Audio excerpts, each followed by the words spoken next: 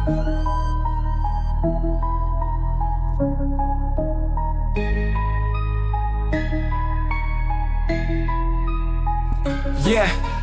Jason on the mic. Welcome to the spot. Breeding those reptiles, straight fire, straight hot. Geckos in the house, snakes twist and turn. Lizards on the prowl, see the passion burn. Breeders in the game, they putting in work. Red tail bows, see them go berserk. Leopard geckos shine like scales of gold. Hobbyists unite, let them stories be told. Putting in that work every day and night. Jason got the spotlight, keeping it tight. Reptile keepers rise, making impact. Breeding them beauties, never looking back. Cages all set, heat lamps and Boom, and we back with another one. Welcome to the Put in the Work podcast. Today, or before we even get to that, let's go ahead. Quick housekeeping. If you're on Patreon or anything like that, or you're on Happy Dragons, you could go ahead and use the Gecko Exchange code for 20% off, Sav. Cool. All right. So, like I said, we got Savannah over here from Perfect Hues, and she deals with Abronias, skinks. Looks like, she said she got some bearded dragon in the back, dropping eggs, a whole bunch of different stuff. But before we kind of get started, where did the name Perfect Hue come from? Oh, geez. I've been waiting for someone to ask me this question because it's kind of embarrassing. So it was kind of just something I put together because it sounded catchy, like it had like some kind of click to it. But also, one of my favorite anime movies is called Perfect Blue. So when I kind of stumbled upon that and realized that it rhymed, that was kind of like, I was like, yeah, we'll go with that. So hey, we all got different reasons. Skeleton. I was like mine comes from a old Nintendo video game, from Ghouls-N-Geckos back in the day. Hell yeah. Yeah. So we all have our little reasons why we pick our names. Sometimes we change them, sometimes we don't. Like, I think I really wanted, there was a name I wanted, but it was already spoken for. It was Arboreals Anonymous. I was like, I love that name. But I do like that. That's nice. Some people have come up with some really crafty stuff. Like, I know someone who does only fangs, and oh, yeah. like, yeah, that's perfect. Some people are really crafty, and you're just like, dang. Yeah, exactly. All right. So we are here to talk today about some good old Abronia. It's the animal that I love that I can't have in Arizona. Like, it's not going to happen because I don't think I could do it justice the way it should be done, especially living in the desert. So, like I said, I admire from afar. I admire your page like all the time. I'm like, God damn, some beautiful lizards. Like, by far is one of the most beautiful lizards I've ever seen in my life. So let's kind of get into it. So how did you get into Abronia? I think around like the 1 year mark of when I first got into the hobby, when I realized how much I enjoyed setting up terrariums, I kind of decided I wanted to get like a reptile of every type. So like terrestrial, arboreal, semi-aquatic, stuff like that. And when I was researching like arboreal lizards, Google's not very diverse. Like, there's tons of species of lizards, but what Google will give you is very limited. And of course, unbeknownst to me, one of the answers Google gave me was for an endangered lizard. Like, I actually got into Abronia not knowing they were endangered, knowing next to nothing about them, because there's so much diversity in like care guides if you look them up. Thankfully, the person who I bought my first Abronia from, he is a very kind, very patient person who he was like, kind of walked me through the whole process. Like, I showed him the enclosure, he gave me like tips, he told me what was wrong with it, what was good about it, what I could do, and everything like that. Like, he was extremely patient, and I think that fostered a lot of the patience I have for people trying to learn too. But I got very, very lucky with the individual that I got being actually captive born, because most of the ones for sale are not. They're usually wild caught and here illegally, and they're not in great shape. Sometimes they're okay. Not always. Sometimes it's just so. Sorry, the beardy. Yeah, she just got out. Sometimes it's really hard to tell. Yeah, but yeah. So that was 2021. That was when I got my Graminia Lex. I still have her. She was my first Abronia, and I didn't really, really get into it until about a year ago. That's when I started getting the Arita, and that's when I started realizing how many of the animals are actually wild caught. That it took the span of basically 3 years to realize the reality and how lucky I was with my first encounter. And then that really shaped a lot of my opinions and perspectives, and people who I won't do business with were really fundamental for my ethics that I believe in and stick to. Okay. So it's still it's familiar to me, but it's still pretty much new. Mm-hmm. Gotcha. So, what are those characteristics that you saw in these Abronias that made you want them? My favorite color is green. Like, there's no impressive answer, honestly. I just think they're honestly beautiful, but I think when I got my Graminia, I did fall in love with, like, the species that have, like, the scales that look like horns on the Mm-hmm. back behind the eyes, Yeah. or above the ears, depends. But those are those are even harder to find. We're getting better now, because like more Lytherchilla are actually being bred in the United States. There's people actually doing great work with Vasconcelosi, Lytherchilla, and what other ones with horns? There's not much else in the United So States, honestly. I there's could certain probably ones with count. horns. Yeah, not all of them have horns. Okay. Like Okay. there's a separate like subgroup. I don't know how to pronounce it. It's like Ariacola Abronia, but that's like the ones with horns belong to that group.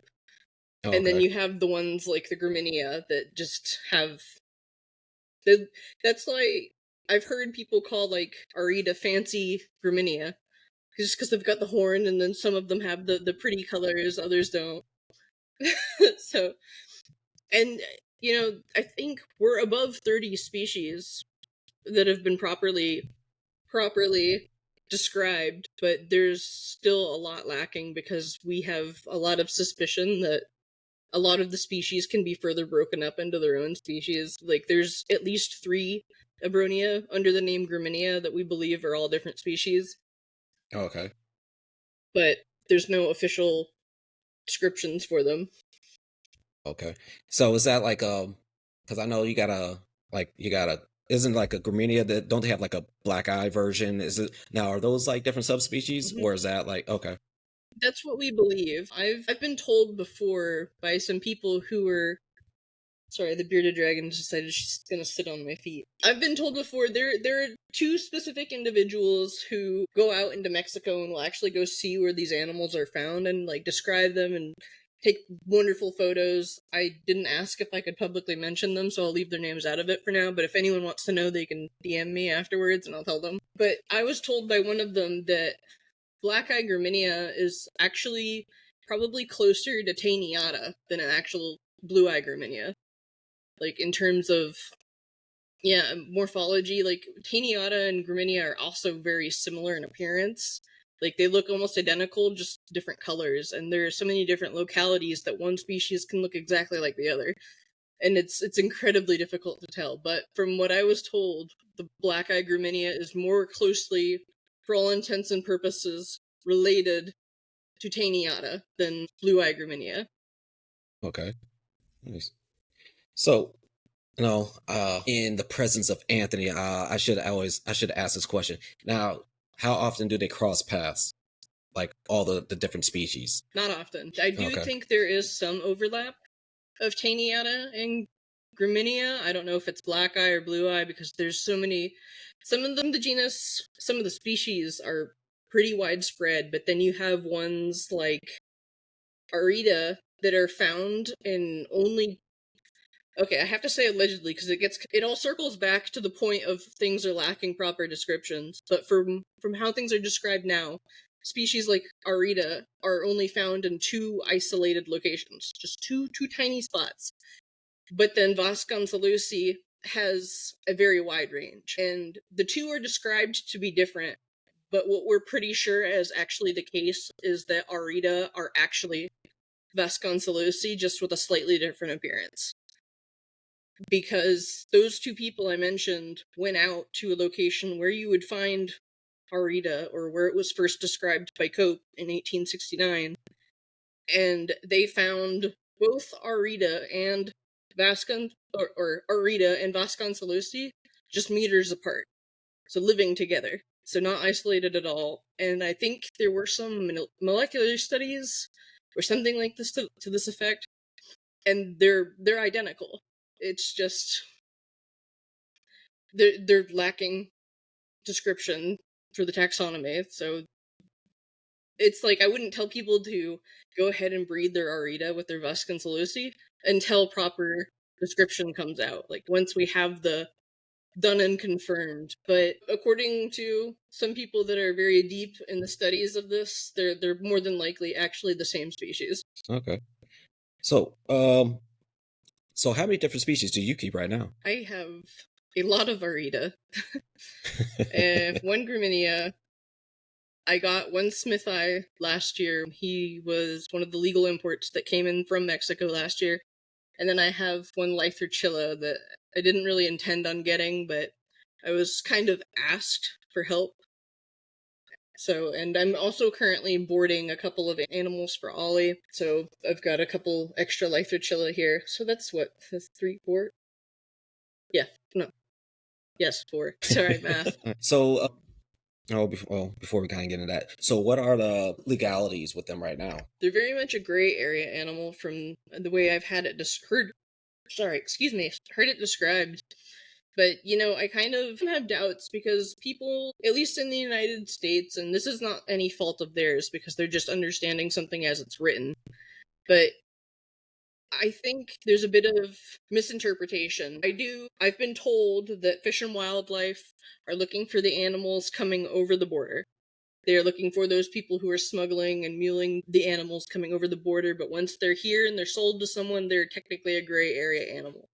I don't know if that's true or not, because I was also told, because last year was the first year Abronia had been legally imported to the United States from Mexico since, I think, probably 2016 at least, because that's when the species were amended to CITES.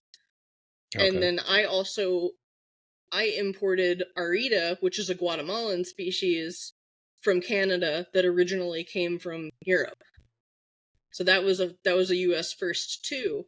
But my point being is that everyone was convinced when I announced it that they were going to get confiscated. I was going to get in a lot of trouble because I was even told by the person who did the imports from Mexico that the papers have to say the country of origin is Guatemala.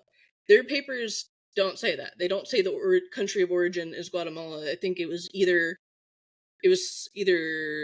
in Europe or Canada, because there was 2 different types of papers for their filing. There was the previous import, my import, and then the CITES permits, and then there's the travel permits, which were issued for them to come into the United States.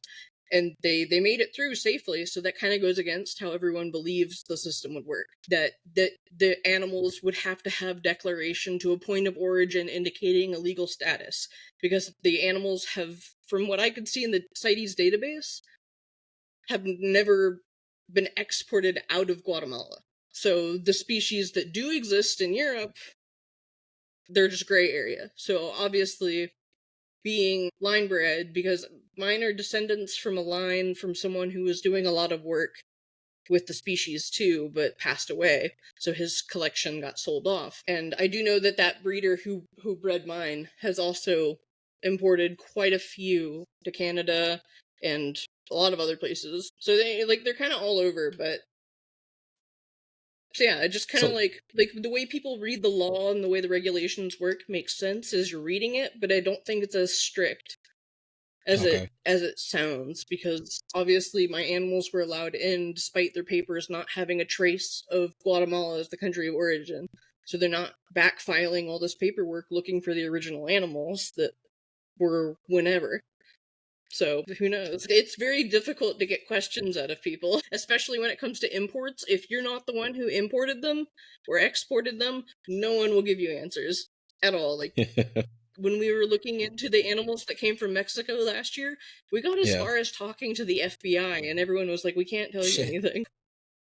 Damn, man. So what's the process like to actually import them in? How long did it actually take for you to get these animals? That depends on when you file. because the animals have to be, if there's, I don't know if it's only CITES. I think if they're not a CITES animal, it might be different, but for the sake of, like, assuming you're importing Abronia, depending on the time of year, you can wait a while just for the permits for them to travel to get approved.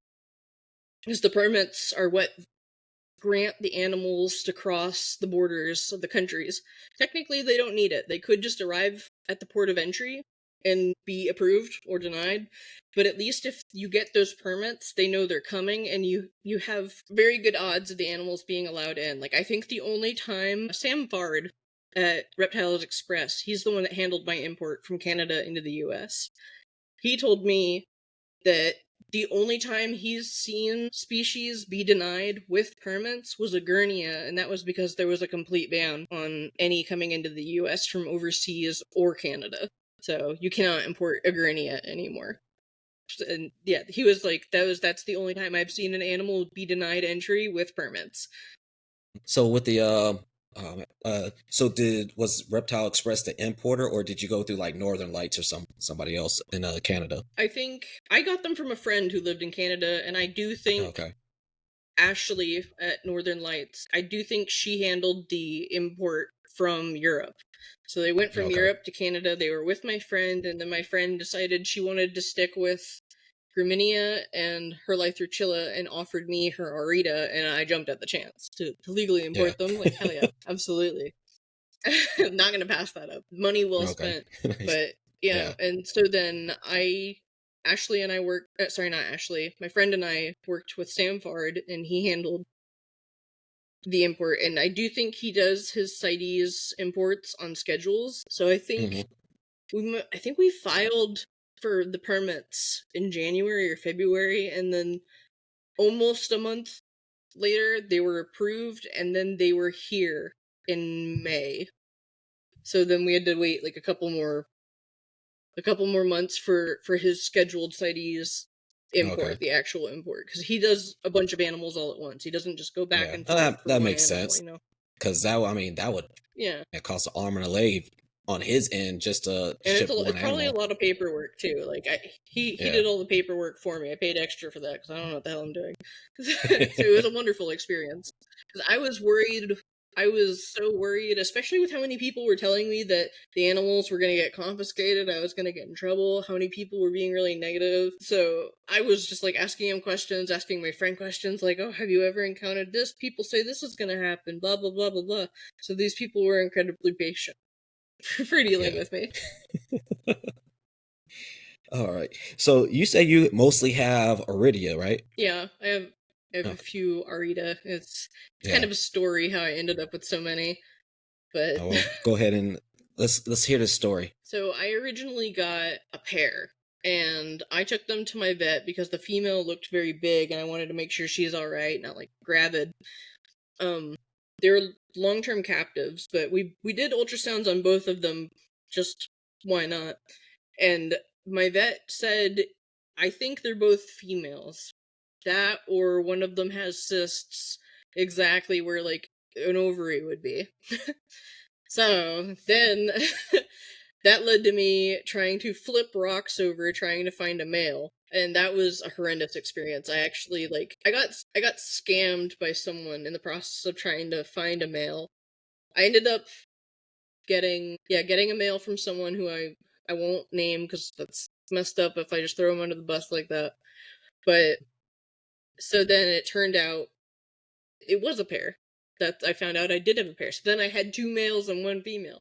So then I had to do a hunt for an extra female. And it goes on and on of like this horrible balancing act, because before I got a second female, I ended up getting another male that someone I called a friend was selling because it was a beautiful animal and I wanted to help.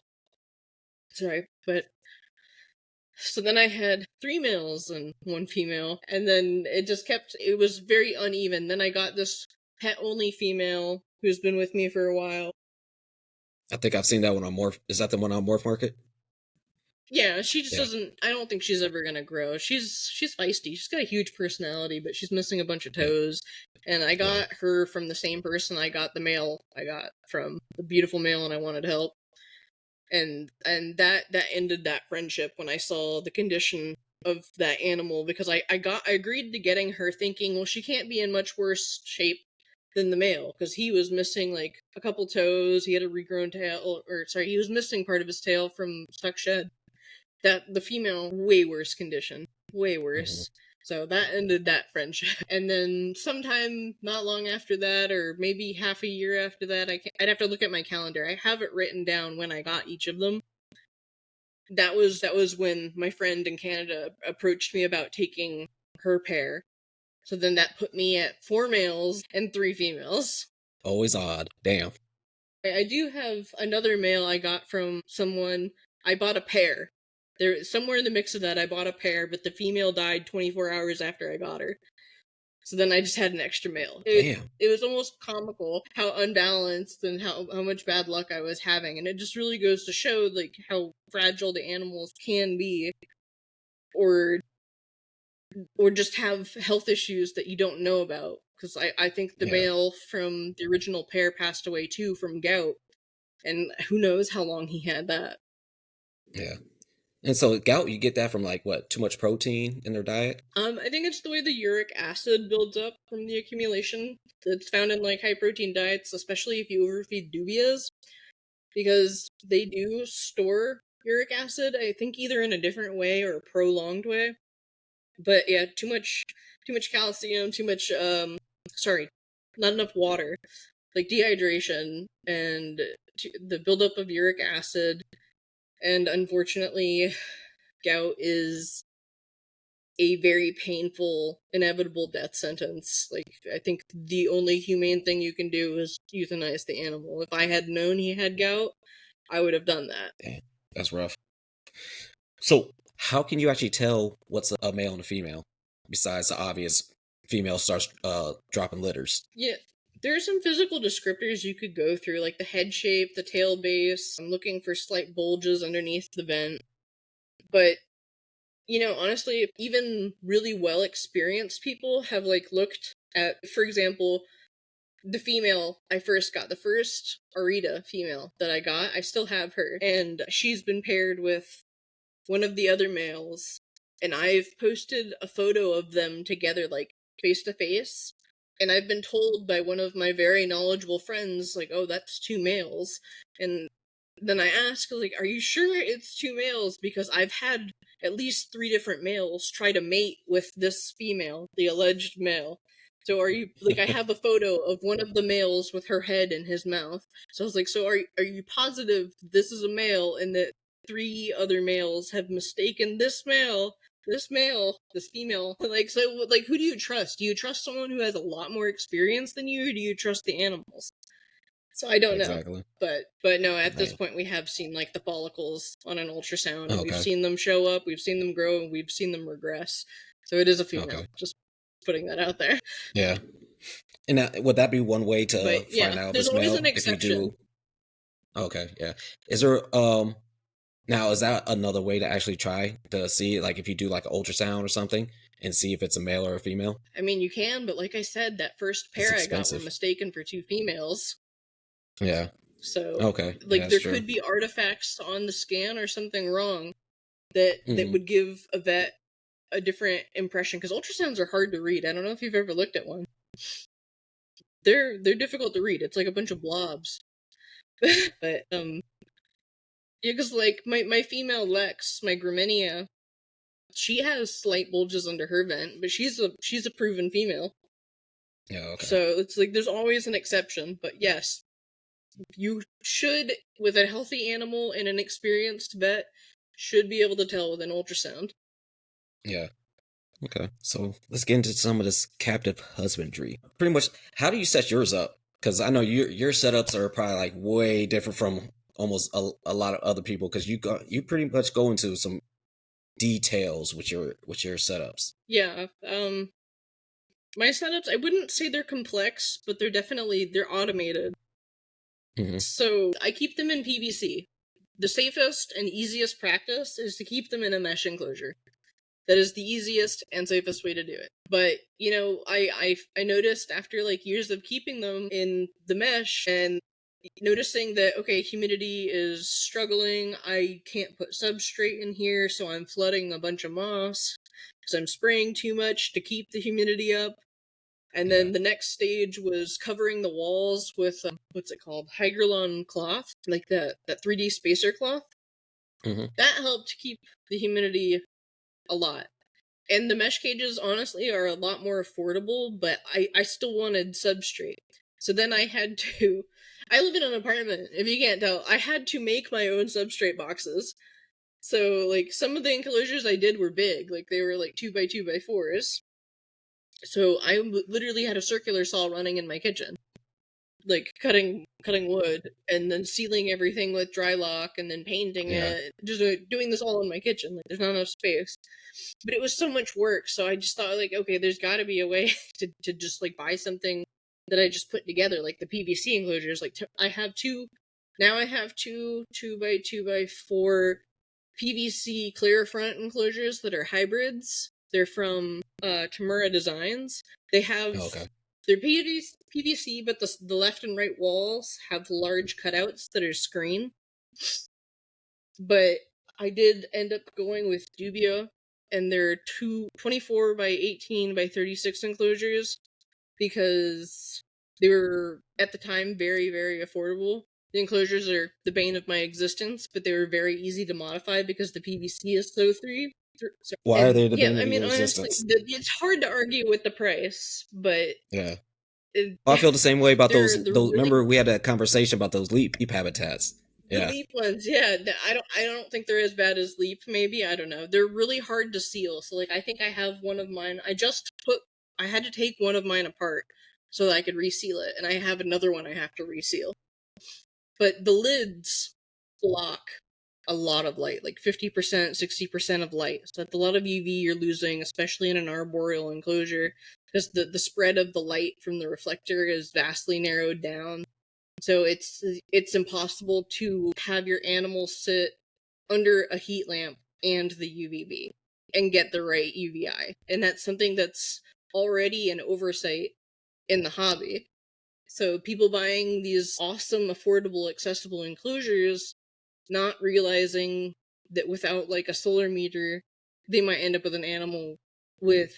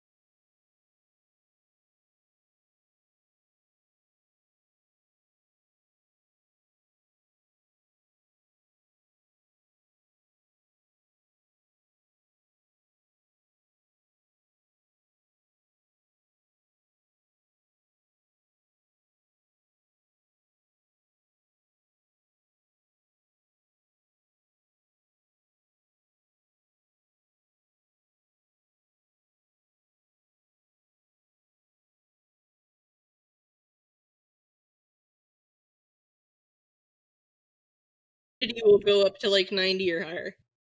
Oh, okay.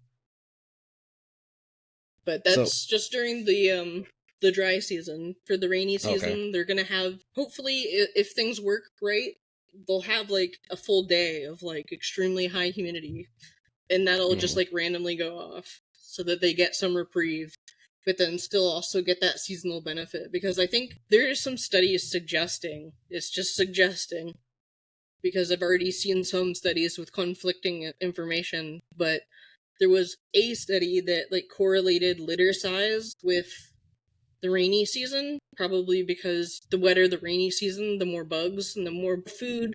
Mom thinks, okay, there was a lot of food this season, so I can make a lot of babies. So I'm interested to see maybe how that plays out, but I don't have any data to even compare that to yet. Yeah.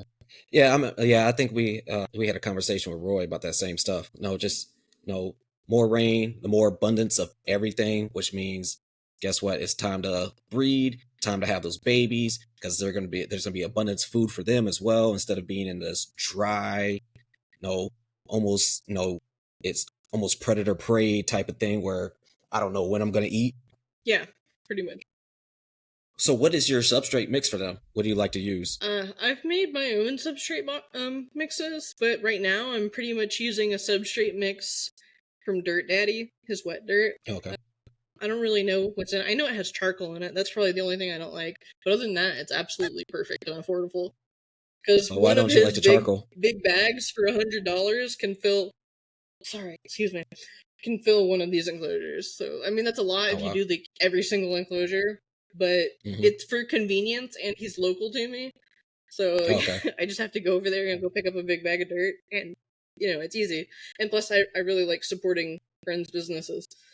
But it's definitely. a really nice mix. I think he uses he mills his own sphagnum moss. He probably topsoil, peat moss.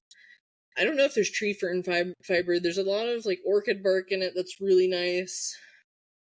I don't know. I've never really asked him like what's in it. I didn't know if he would tell me or not, so I never asked. So, well, how big is that bag that you're getting? It's big. It's like a 2x3 bag or something, and it's filled pretty much to the brim. Like I said, I can empty the entire contents into one 24x18x36 enclosure and have more than enough dirt that I need. Yeah. Well, what would be your suggestion on how deep a substrate you should have for them? I guess it really depends. Like if you're doing bioactive or even just want plants, some plants will root deeper than others. Some plants roots will travel out further, like ferns put out runners. And honestly, because the species goes through periods where they need high humidity, or if you dare go through the rainy season, try to mimic that for them, chances are you're going to flood your dirt. And if you have more dirt, the less likely it is to completely flood. Like, you have a lot, eventually, you will flood it. That's inevitable unless you learn and dial back your misting schedule.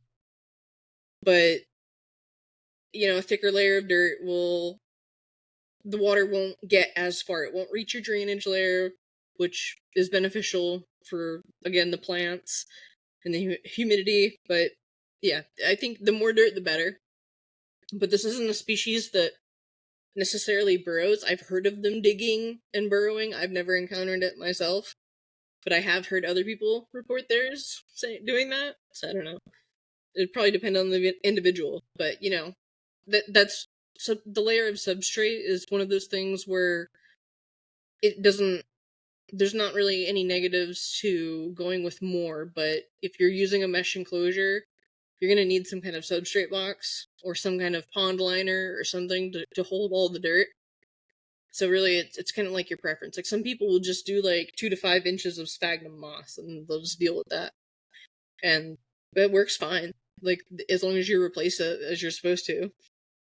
And so for your backgrounds, because I mean, they climb a lot and they use their claws. Do you do anything for your backgrounds? Yeah, I made all the current enclosures I have now for 4 of them.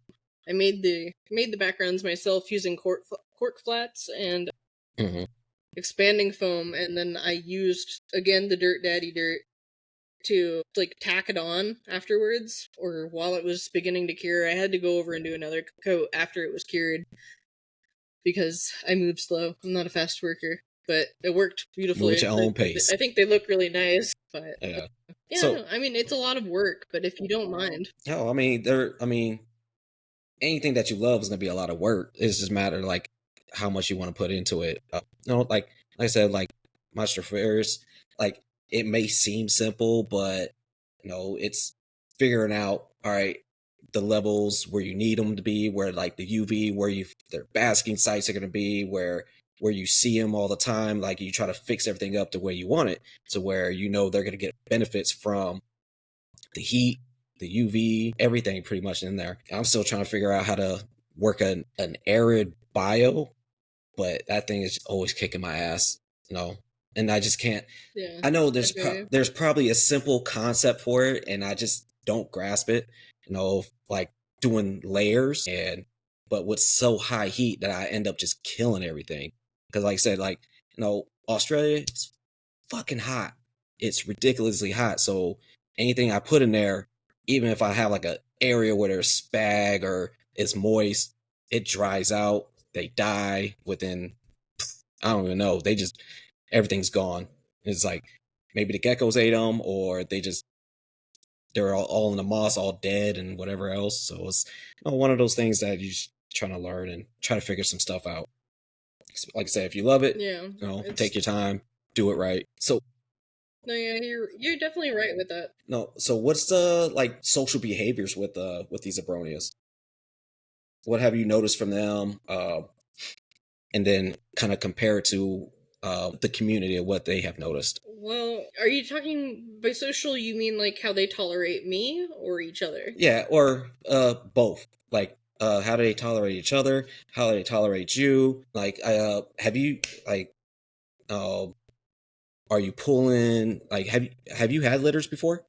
I can't even remember anymore. Sorry. No, this year was gonna be my first This year one was getting gonna be the litters. first. Okay. That ended up. Mm-hmm. Yeah. Yeah. So Because I with was gonna me, say, do they? I work from home, Yeah. so So you I get to get to see them work all the with my time and animals. interact with them. So what are those like Yeah, social cues that you yeah, get to see from them on a daily basis? yeah. Yeah, they're used to me. If I linger nearby, they're gonna come to the front. If I open another enclosure, they're all gonna come to the front to see if maybe I have food.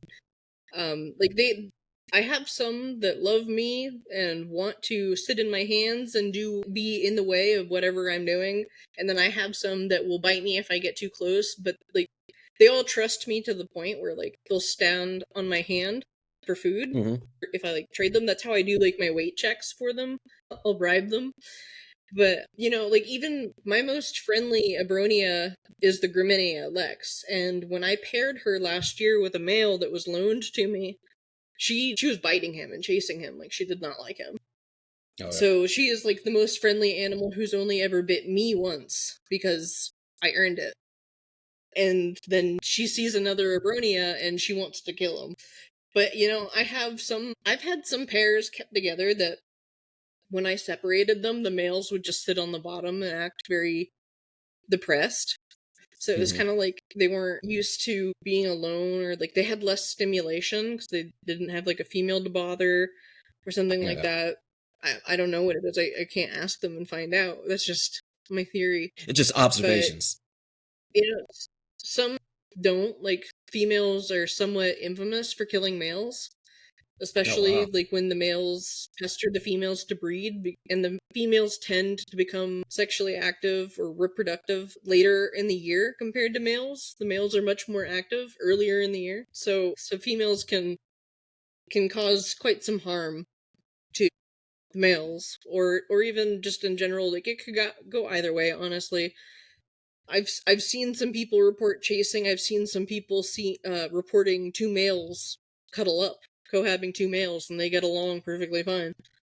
So like, you don't know. Like that subgroup of Abronia, the Ariacola Abronia, the ones with horns, those are reported to be more aggressive with each other, intraspecies aggression.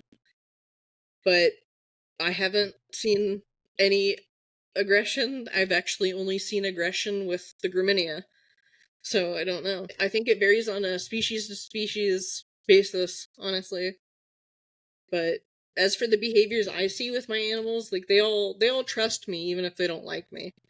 So like my reports on their behavior are based on like a privilege I have that a lot of people might not have time or afford. That's very true. I need that work from home job too, so I can go ahead and bother my geckos all damn day. So, so you said like so all yours are already paired up, right?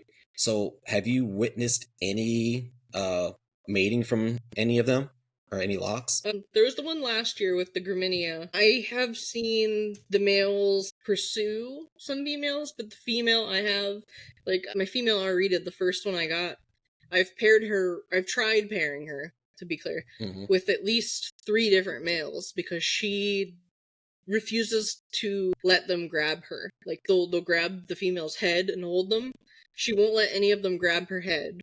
So right now I have her with a male that she didn't run from because like when I mentioned before that I'd seen a male actually grab her head and that was like my proof she was a female, since that happened, she does not want to be anywhere near that male. Like she will run from him. She's much bigger than him. So I don't trust to leave her alone with him. Yeah. But so she's with a male that she actually tolerates. Like she'll let him crawl on top of her, but she will not let him grab her head. No. So it's kind of weird. It's kind of like, well, I guess put it into the gecko world, kind of like lychees, like where they kind of have to have the female wants to see if the male's vigorous enough and can be dominant to the point where I don't want to mate with you if you can't protect me, and if you can't protect yourself from me, I don't want you. So I don't know. It kind of sounds like that in my gecko world. That's actually a really interesting perspective. You know, you might be right too, because the male that she's paired with, he's very gentle. He's very slow when he tries to make his advances. Yeah. So it's like, are you an alpha or are you just a beta? Because if you're a beta, I don't want you. That means my litter is not going to be that dominant version. So I could kind of see where that's going with that. Yeah, maybe. That's interesting. So with, like I said, you said you haven't successfully bred, but I mean, you said you had one that was pregnant, but it looks like that she might have eaten the stillborns because you didn't see anything in the. Yeah. Well, if you know me, my enclosures are very densely decorated. But Yeah. So in September of last year, I had a successful pairing between my Graminia and a male that was loaned to me. And around December, she stopped eating. So I kind of like had a bad feeling, and we went to the vet and we did an ultrasound, and it turned out she was completely full of poop. So I guess in her hormonal brain, she was just like, I have to bask all day, because that's what she would do. Like the minute the lights came on to the minute they went off, she would bask. So she got to the point where she got so dehydrated that she got constipated, and that was why she was refusing food. There was no room. She was full of poop, literally. So we treated her we did a very, very small, short dose of meloxicam to help with the swelling. And then I just fed her the Emerade, the critical carnivore diet, because that was the only thing she was willing to eat. It's like mostly water and a bit of powder. And that got her hydrated enough to put her on lactulose. And then she started pooping and started eating. And then we did another ultrasound, and we did confirm at least one little fetal heartbeat and a little spine. That was in January. Towards the end of February, she stopped basking. It was like her behavior completely changed. She was active. She wanted to come out constantly, like she does every year around the same time. But around March, end of March, we went back for another ultrasound. I can't remember why. I think I just had a bad feeling. I'd brought in a different animal to make sure she was okay, and I think I may as well bring her in. And we couldn't find a baby on the ultrasound. So, no, it was because she pooped blood. Wow. Yeah, and then she wasn't pooping after that. So 2 days after she pooped blood, we went to the vet, and we didn't find any babies on the ultrasound. So it was the vet's opinion that it was after birth. So it's possible she gave birth briefly before that, but I tore the enclosure apart. Like, I tore the background down, I took everything apart, took the substrate out, that's when I resealed it. I did not find any babies. Like, I was checking, I was defiling cork flats. Anything that had a hole, I was destroying it to see, like breaking apart foam by hand, and I didn't find any babies. So it's possible that she might have given birth to one or two, and they were stillborn, because, you know, sometimes it's not uncommon for first litters not to yield like good results. But, you know, if it is stillborn, the mother will eat them to regain some of those nutrients, because it is a viviparous species, so that, like, it's very taxing on them to make babies and then give birth to them. But don't know. And so how they only do what, one litter a year, or is it multiple litters? No, it's one litter a year, because the gestation period can be 5 to 10 months. I think there are even some reports of it lasting as long as a year. Damn. So That's a real pregnancy right there. Quite long. So yeah, the females will actually become reproductive towards the end of the year as soon as the cold sets in. Mm-hmm. So they'll actually be gravid over winter. And I think that's a part of why the gestation lasts so long, because they've slowed down. Sometimes they're in like a semi-torpor state. There's not enough heat. Okay. But it's so they can give birth right around the start of like spring, like the rainy season lush. Slowly starts setting in. Okay. Oh, that makes sense right there. So do you plan on trying that again for next season? Trying to get them, or trying to find a loaner? The person who loaned me the male is still willing to loan me the male again. I just was kind of debating on whether or not I'd give her like a year off. Yeah. But, you know, I still like need to collect more opinions on whether or not people do this, because the way they're designed, being viviparous and the gestation lasting so long, is like, it would make sense if they're, well, I read a study that suggested, I can't remember the terminology used or why they said it, but it was suggested that the way they're built is that they breed every year. But again, I've also read some studies that weren't quite accurate. So I'm probably gonna have to just collect opinions and see what people say, and then go with what I'm comfortable with. Yeah, I mean, at the end of the day, it's going to be your call on it anyways. So, what am I about to say? So, or actually, so when do they actually become mature enough to breed? I heard that's like a crazy topic. Yeah, there's a lot of differing opinions on that. A lot of people believe that they shouldn't breed until they're like 3, 4, 5 years old, because they'll have bigger litters. Maybe that's true, but I've also heard from very well-trusted people in this part of the hobby that have bred them as young as like 2 or 2.5 and had big and healthy litters. So I'm not sure how people came to the opinion that it takes them that long to fully develop. I don't know where it originated, but it all had to come from somewhere. It was probably just people just waiting, like, all right, looks like they're ready to go, or like this one already kind of looks like more than likely it was someone trying to derive a sense of superiorness by saying, like, oh yes, don't look at the past 3 years I've been unsuccessful. I waited purposely until now because I'll get a bigger litter. Something like that. Yeah. I'm not saying that's actually what it was, but, I wouldn't put it past some people. So because I know, like, in geckos, usually we wait for, like, all right, did it lay dud eggs? Now, do they lay so-called, like, dud stillborn babies, like, without being paired? I don't know if they'll do it without being paired. They'll make follicles, but the follicles generally will break down and be reabsorbed. Okay. It's not always the case, but because I know that's kind of like pre-ovulatory follicular stasis. Oh damn, that's a big ass word right there. That's when they start making follicles and they fail to reabsorb them. Instead, the follicles just continue to grow and grow and grow and grow. We don't really know what causes that. All we know is it rarely happens in the wild. Okay. So let's get into some diet talk, because I know what is your well, what's your recipe on yours? Like, what do you like to use, and like what kind of supplements do you like to go ahead and use with all this stuff? I feed my guys like two medium to large-ish bugs a week. Sometimes they'll get a treat if I have it. Like, they rarely get worms. I think I use grasshoppers as a staple, but I think I have one Abronia who's very picky. She actually does not like the grasshoppers. She actually does not like almost anything I'm finding, except for dubias.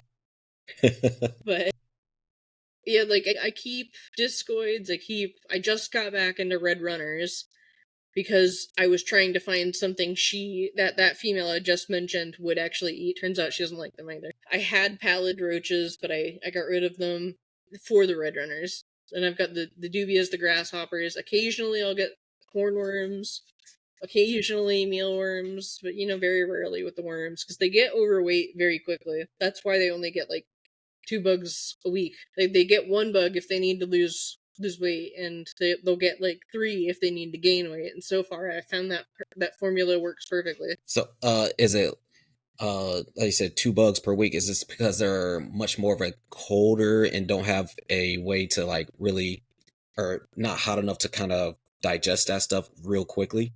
Is it like one of those reasons as well? Yeah, I mean, it's possible. I haven't like really evaluated it too much. I've heard people say they have a fast metabolism, and then reptiles have slow metabolisms in general, but a lot of people don't even give them basking lamps. So the logic you're applying would probably be accurate. Yeah. I do keep them pretty cold, pretty cool, Okay. at least. So Because like, I mean, I'm yeah, thinking about it in, like I said, the gecko world as well. Like Europlatys, people don't feed them a lot because they're much more of a cold tolerant species. So it's kind of hard for them to always digest that food and poop it out. And like say like my Sikare, I feed her only like twice a week, just because same thing. I only give her like maybe 2, sometimes 3 crickets. Just depends. And I usually wait for poops before I really want to feed her again. And it's usually spaced out between like Monday and Friday, and then that's when I'll see a single poop from her. So that's why I was trying to, maybe it's almost the same thing with Abronia, since they're such a cool tolerant species. Yeah, I mean, it's kind of interesting too. I haven't paid close enough attention to correlate timing with them being fed twice a week. I still feel like I see poop every day. So like, that would suggest their metabolisms are fast. But no, that's a good question. But I've just noticed if I fed them more than 2 medium insects a week, they started getting overweight. Oh wow. Okay. So, Damn.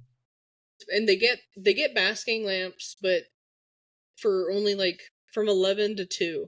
And during the Okay. summer, I might increase that, so they'll probably get a little more food. This was another round of testing for me. Okay. So what kind of temperatures you aiming for with those basking lamps? The reptile hobby is hopefully leaning away from using basking temperatures. Instead, they're basing the adequacy of the basking spot based on, what is it, NIR wavelengths. That's the nearest infrared wavelength. And you can do that either with a very expensive meter, or the way I do it, which has been dubbed the informal method, is basically putting your hand on top of the basking spot where the animal would sit and letting the basking lamp hit the top of your hand. And you should be able to leave your hand there for several minutes and feel the circulation in your hand increase and the blood flow increase. And you just feel like it's described as a gentle warming. You should be able to leave your hand there for like at least like 10 minutes. And if that happens, then your basking spot is adequate. But if it's uncomfortable and you have to move your hand, then it's too hot, and you'll have to either increase the distance from the lamp and the animal, or go to a lower wattage lamp. The main reason why we're leaning away from basking temperatures is because it depends largely on the basking material, because different materials heat differently. Like cork gets very fast, very hot, very quickly. So does like spray foam and like the other back stuff that you use, like fake backgrounds, that material. Drylock heats up very quickly. while stone takes a longer time to heat up, but retains heat well, for example. Yeah. Okay. Nice. Yeah. Yeah, because I use most of mine. I think I use, well, for most of mine, I use 25 watts. For like my Stropharis, they are like at 35 watts. I said they're open baskers. Like they stay out in the sun and they stay on the branches.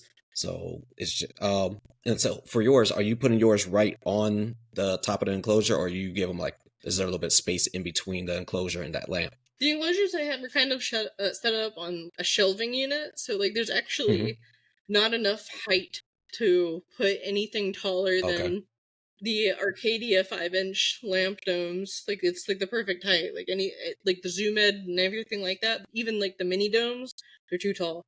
So Oh no, wow. yeah, it's just resting directly on the lid. Okay. It was also frustrating too because, like I mentioned, with the doobie enclosures, they block a lot of light, and that also goes for like the heating. The heat. Yeah. Okay. That makes sense. Yeah.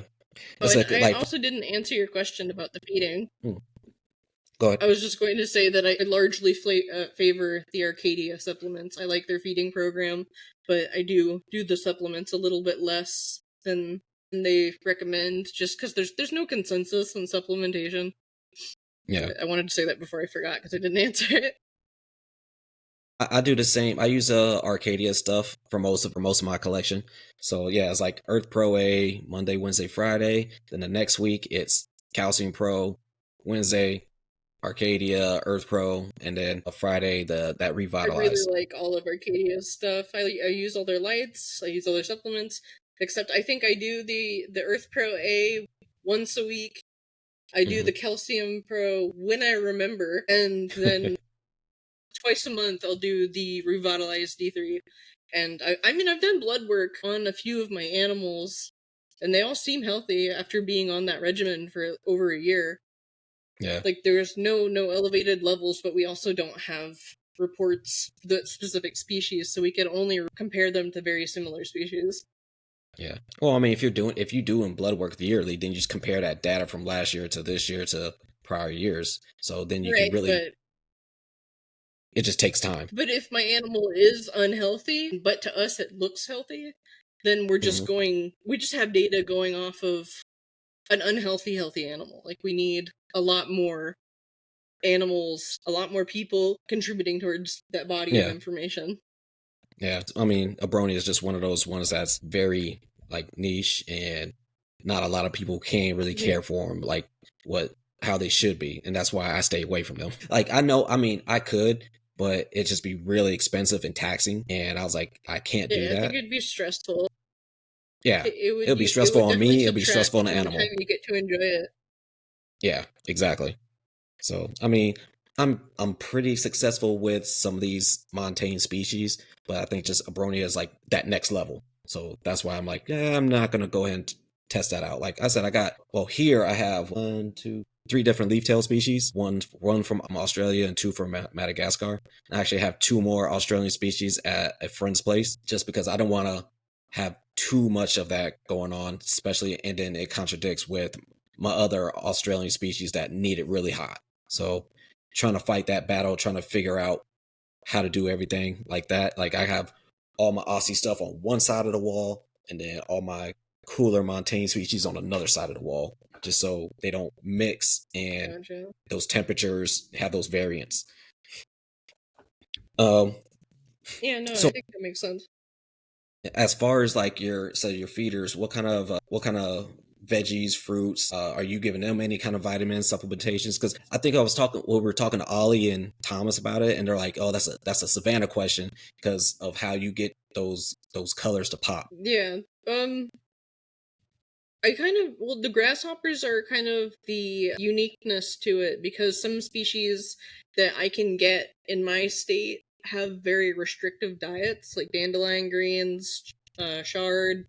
I'm not sure you say it. Collard Swiss greens, chard. mustard greens, or rainbow. But like the other species I get will get like a large variety. Like I'll give them spinach, I'll give them bee pollen, a little bit of bell pepper, collard greens, mustard greens, kale, like a lot of leafy greens. squash. Like, it's kind of a rotating diet. Like, it's never too much of like one thing. But the color restoration is largely from foods that are high in carotenoids. Mm-hmm.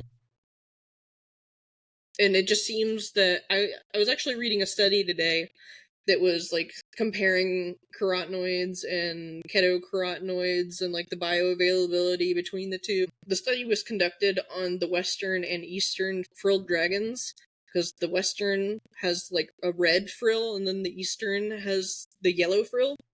So they were comparing the genes, how different they are and what levels were present in samples taken from their frills. So I'm actually learning a bit more about it. So I'll have to send you my notes on that, at least the way I understand them. At least with humans, carotenoids are considered non-essential nutrients. Like, there are a lot of pros to eating carotenoids or getting them, which all carotenoids are color pigments found in plants. There are other types, like some, like the ketocarotenoids, or I think largely from like algae. I'm not sure. So they're not really available easily as a gut load. But there's no cons to not giving them. But with Abronia, when they don't have access to those carotenoids, they lose their colors, like the yellow pigments. Like a green graminia will turn blue and white rather than green and yellow. Green Lythrocilla will turn white. Stuff like that. But we don't know if there are any negative drawbacks with reptiles until a specific study is done on this specific species. So we're just kind of referring to what we do know based on other studies, but it's kind of a stretch to compare human studies with reptiles, but it's the best we have right now. Yeah.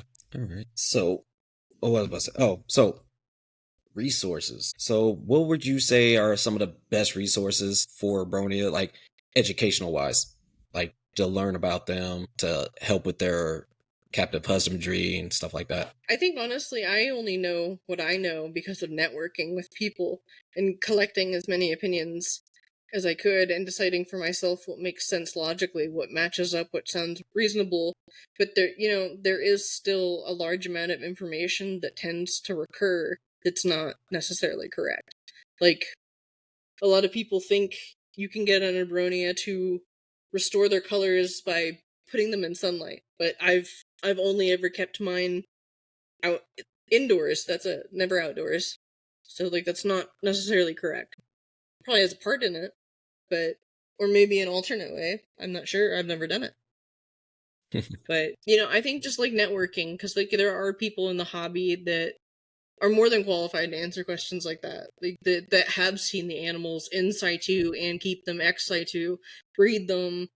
The animals are in wonderful condition. It's just a matter of finding people who are honest and willing to share the good and the bad rather than just the good, or trying to mislead you. So there's, unfortunately, like I had mentioned, there are some studies on some specific species of Abronia, but they do cite information that's not exactly correct. Like, I think one study I read stated that their babies are mostly terrestrial. That's not true. So it's just kind of odd. You have to use logic and really dig for answers and don't stop at just one source. That's all I can recommend. Okay. All right. So, what advice would you give to somebody that wants to get them an Abronia? Definitely ask around about the person you're getting the animal from. Mm-hmm. Definitely watch videos and read, because I think I'm making a big enough deal about the reality of this species that this should be something that easily is found. Like, these rants or tirades I go on. But, like, learn what an animal looks like in captivity, because most of the animals in captivity have lost those pretty colors. So the ones you see for sale that have those really nice greens and yellows, they're illegally smuggled and they haven't been here long.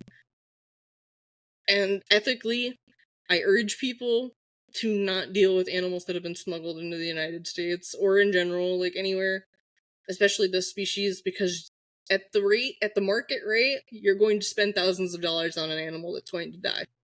That's a lot of money, and you're not going to get a refund. No. But Everybody, oh this well, is an bye. endangered species. So like if you can't look past your own wallet, you look out for yourself and look out for the animal, because you're gonna have potentially a high risk of having a very bad experience, and being well aware of the care, because the people who do sell these animals will tell you whatever you want to hear in order to make the sale. They won't tell you what the care is really like. They won't tell you what the animal's been through.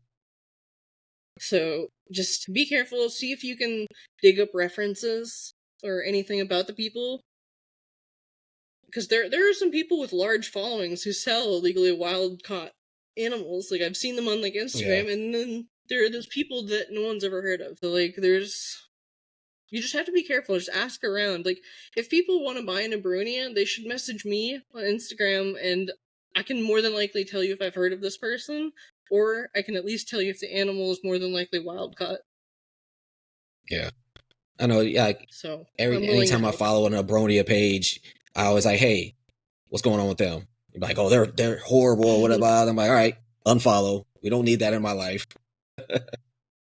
Oh, what about your Discord? You guys have a Abronia Discord, right? Yeah, definitely. We have an Abronia Discord that was basically created for that exact purpose of protecting people from scammers and smugglers.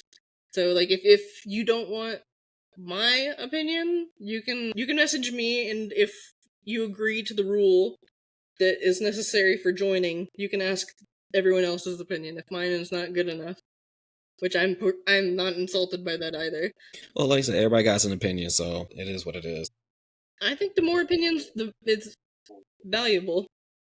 Oh yeah, definitely. So, my closing questions right here.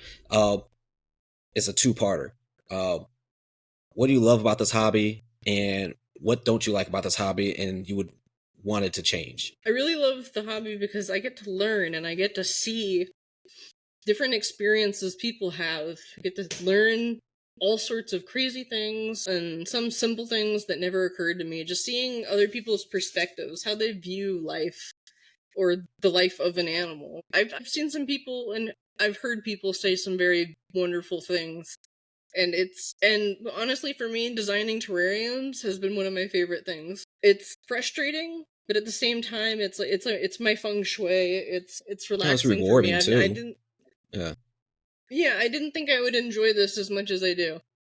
So I continue to enjoy it, and I love my animals. I love the relationship I have with them. As for things that would change, I really, really need there to be less ethical complacency in this hobby. Less lying because people want to make money, taking advantage of others, scamming people. I don't like seeing people taken advantage of. I'm a very protective person, especially over my friends. I've been called nosy because I stick my nose in people's business because I care. Like, I want to make sure people are okay and taken care of and not doing something horrible, because I've been in that position. I've Yeah. been in all sorts of stupid and dumb positions, and I want the hobby to be more supportive and uplifting, less gatekeeping, less treating people like they're less for not knowing something. It's very frustrating. Definitely feel that. Savannah, thank you very much for coming on. Like I said, this podcast is for people that's been putting in so much work behind their animals, and like I said, the stuff that you do is, you go above and beyond. And I hope people can look at you and almost think of you as a role model, and like that's how I want to do my enclosures, and that's how I want to treat my animals. This is how I want to care for them. This is how pretty much everything. So definitely thank you for that one. And where can everybody find you at? You can find me on Instagram. I remember this time to include Perfect Hue in my name so people will be able to find it. Yeah, I've also got a Facebook if you want to find me on there under Savannah Nolan. But, like, I'll talk to anyone about anything. So, like, I don't think anyone could ever bother me. Especially, like, as a person who repeatedly asks the same questions over and over, like, having someone who is patient and willing to answer your questions is invaluable, and if people have questions or need help with Abronia or just want to know more, I'm more than willing to do that, to help them as best as I can. Perfect. That's what I love to hear right there. All right. Everybody, when you're listening to this, have a great night, evening, morning, afternoon, all that good stuff. And we'll see you on the next one. Peace.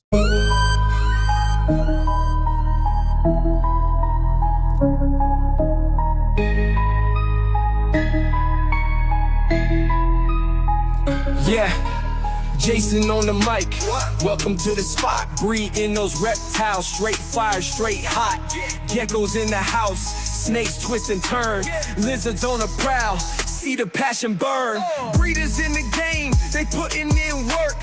Red tail bows, see them go berserk. Leopard geckos shine like scales of gold. Hobbyists unite, let them stories be told. Putting in that work every day and night.